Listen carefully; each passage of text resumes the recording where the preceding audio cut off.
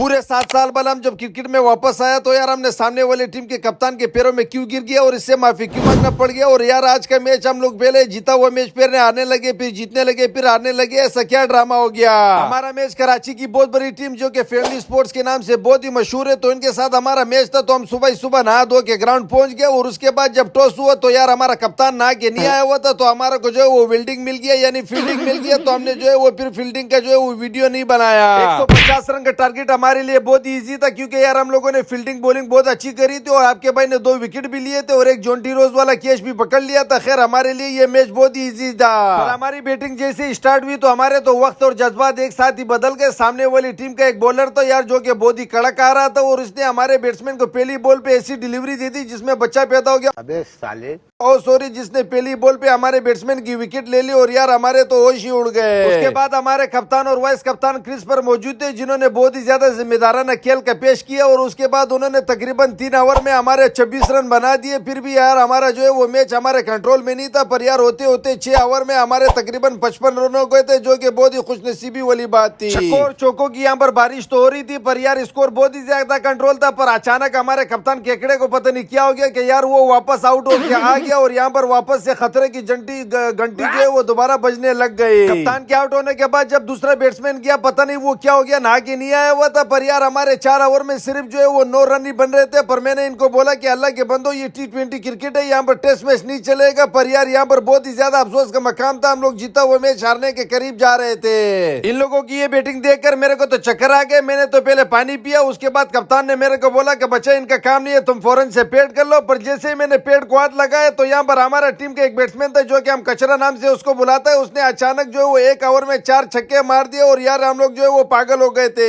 ये खुशी हमारी ज्यादा देर नहीं रही और वो बंदा जो है वो उसी ओवर में आउट हो गया। उसके बाद जब मैं गया तो यार 3 ओवर में जो है वो 35 रन चाहिए थे। स्कोर बहुत इजी था, पर मैंने पागलपन का मुजाहिरा किया और मैं दूसरी बॉल पर आउट होके आ गया।